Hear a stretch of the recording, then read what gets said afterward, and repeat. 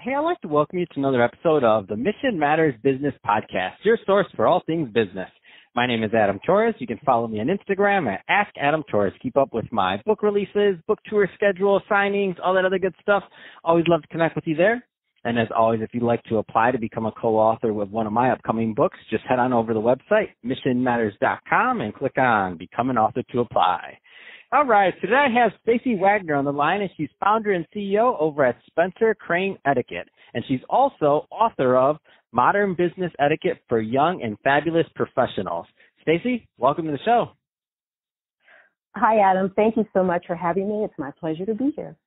Oh, my gosh, Stayce. So I have to be up front. I've done thousands of interviews, literally, and I was nervous to have you on the show today. Like, the first thing I was thinking is, oh, my gosh, I got to be on time because I have the etiquette lady on which I say affectionately, I have the etiquette lady that's coming on. I can't be like 10 minutes late, 5 minutes late. She's going to get me. Like, that's strike one with her.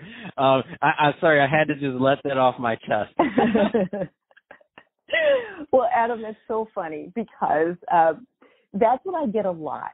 Okay, so when people ask me what do you do, and I say I'm an etiquette lady, I get that reaction. But that's really the exact opposite of what I want to happen. So what I like to do is to tell people what I do by telling them what I don't do. And what I don't do is I don't judge, and I don't make you feel embarrassed because of what you did or didn't learn growing up. I founded Spencer Crane Etiquette because I saw a need for these skills because they just weren't being taught. So what I do is that I help young professionals see the value of these skills. And then I help them to master the skills because when you master the skills, your confidence is boosted because you know what's expected of you, right? And then it boosts your credibility because you're doing what's expected of you. So it's not about being perfect. It's just understanding the value and then applying it to the best of your ability. So if you had shown up late for our call, it would have been okay. Some of the other people that are listening to this right now that have been on the show are like, oh, he was late for me. I know exactly. No, I don't care. No. So, Stayce, I think this is also a great transition. So I want to go further into what you're doing over at Spencer Crane Etiquette. So tell us a little bit more about the business, please. Well, my clients tend to be organizations and educational institutions. And I teach topics, everything from first impressions, dressing for success, small talk, email etiquette, voicemail etiquette, and of course, I'm doing a lot of training today on how to present yourself virtually, since we're really, all of us, spending a lot of time conducting our meetings via video conferences, and we're all working from home a lot. Yeah, I noticed that it's new. So the whole idea of more and more people adopting online, I think it's a trend that's going to continue. And based off of that trend, I know there's a lot of people listening to this right now that are, especially, I'll give you one quick example. So telemedicine, telehealth. Like a lot of people, not saying all doctors, but many doctors would not have necessarily gone that route. But now based on their, the hospital system or whatever they work in, now that's part of the services that are offered. So now they're part of that also. So that being said, these are new skills. And so the etiquette rules, this is a question, do they change? When you're going online, are the etiquette rules kind of the same? Where do you want to start with that one? Well, everything's changed, Adam, because we're no longer shaking hands, right? We're making eye contact with our computer cameras instead of our clients and colleagues. And my favorite is that we're all dressing for work from the waist up. So everything's changed. And the work from home struggle is real. And I've got 3 tips to help you present yourself professionally and to make sure that you're still making a good impression. That's awesome. We love tips over here on the show. So give us tip number 1. Come on, serve it up, Stayce. All right. So tip number 1, look the part, right? Work from home. I see that acronym everywhere, WFH. It still means you're working, and impressions still matter. So if you're going to meet with your colleagues virtually, be sure that you are wearing a clean, wrinkle-free shirt that you would wear to an in-office meeting. But most of all, please, please, please wear pants that you won't be ashamed to be seen in should you need to stand up. Adam, I didn't know if you were going to finish that sentence. I thought you were going to leave us hanging on wear pants. I have unfortunately heard about more than a handful of poor souls who did not wear appropriate bottoms, and even in one case, and they bottoms. Sit up. And they sit up, because you're easily distracted, right? We're working from home and we've got things going on. Our partners are likely at home. We may have kids, animals, things come up. You may need to stand up and make adjustments to what's going on around you, and you're going to forget. So make sure, even if you're in a pair of sweatpants, make sure they're clean, neat, and appropriate. They won't cause you embarrassment.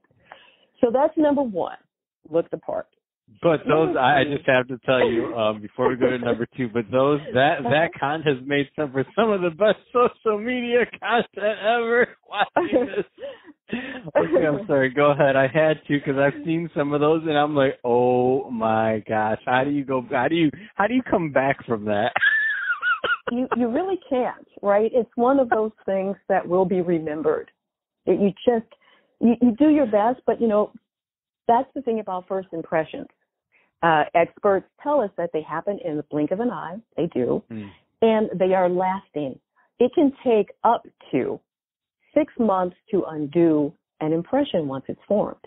Up to 6 months. That's even if it's able to be undone, right? So you're going to have to work really hard to overcome that. So you don't want to find yourself in that position. So wear pants. Got it. Give us tip number two.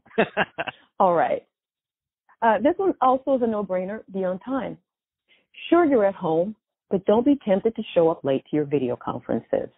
I'm an overdoer, so I recommend that I recommend 2 hours before the meeting. Right.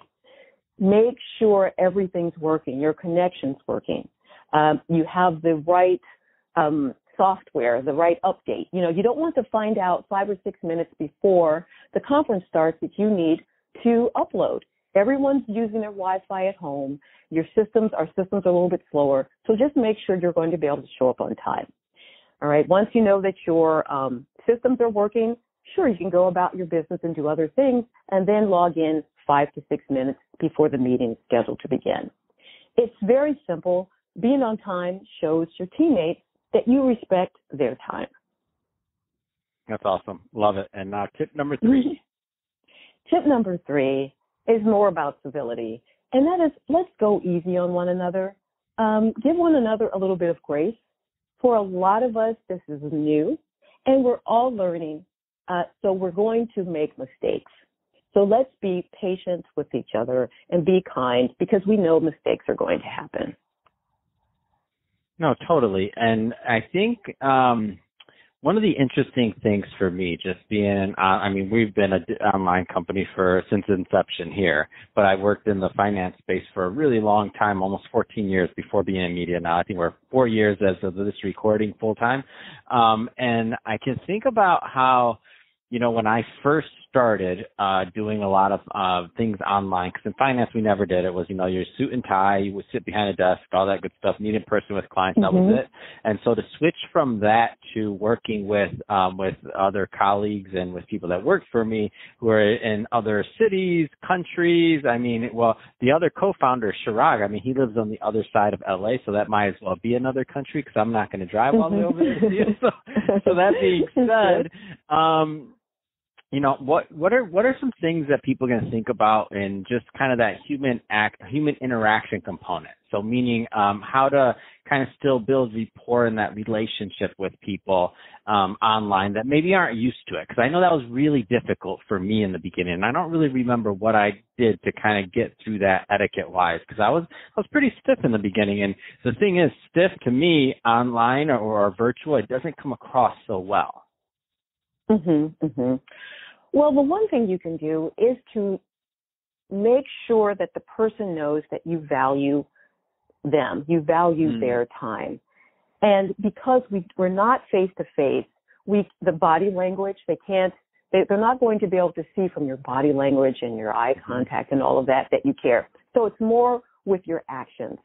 One thing I find that people forget is that because you're online, those interactions, those electronic interactions with technology means more. So for instance, the telephone.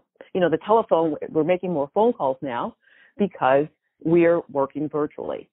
So remember that if you call your colleague and they don't answer their cell phone, or no one has a landline anymore, they don't answer their cell phone, don't just keep calling and hanging up. Leave a message, right? You can follow that up with a text, and then on the other end of that, if someone in your work world leaves a message, listen to it. These are things we're not used to doing, because when someone calls you, you can see they called. No one used to leave voicemails anymore, but sometimes in the course of business, we're so busy that we just need to do that. The other thing is answer your emails promptly. That's another thing that we haven't been doing a lot of. People don't like sending emails. You have to take the time now to make sure that your emails are short and to the point. Include a good call to action. What do you want this person who's taking time out of their day reading your email to do? Right? So this lets the other person know that you value their time. So those are the types of things you can do. Also, the eye contact, a very, very important aspect of body language that we just don't have working virtually. We can practice simulating it by looking at the camera when you're speaking. Humans like looking at faces. So our tendency is to look at the faces on the Zoom grid, because that's what we're built to do. But actually, when you're talking, you need to look at the camera so the other person can feel as though you are connecting with them. The same thing if someone else is speaking. Don't multitask. Don't look at your don't look away. Don't work on your whatever's going on in your moleskin or your on your phone.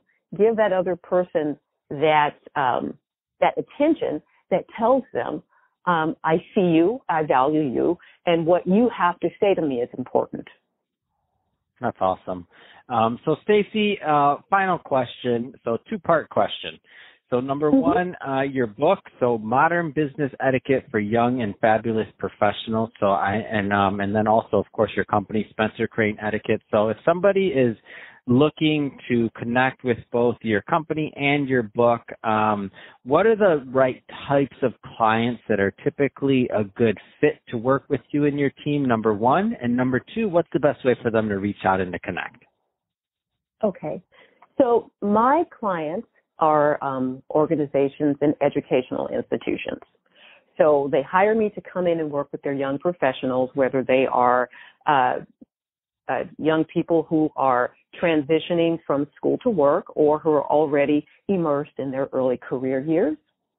But that's one set of clients. My other set of clients include the actual young professionals, and they buy my book.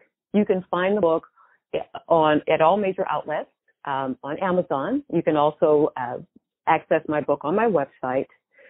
If an educational institutional organization is looking to connect with me, they can always go to my website, which is www.spencercrane.com. That's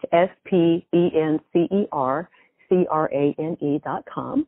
Also, feel free to send me an email at info@spencercrane.com. I can be found on Instagram and Facebook at Career Etiquette. That's CAREERETIQUETTE. And of course, I'm on LinkedIn. Fantastic. Well, Stacey, really appreciate you coming on the show today and sharing more about what we need to know about business etiquette and virtual business etiquette also. So appreciate that. And to the audience, as always, thank you for tuning in. Hope you got a lot of value out of this. If you did, don't forget to subscribe to the podcast, leave me a review in the Apple iTunes Store. And if you're watching this on our YouTube channel, Mission Matters Business, definitely give us a subscribe there, but also leave us some comments in the video. Love to know what kind of projects and things that you're working on. And Stacey, thanks again for coming on the show.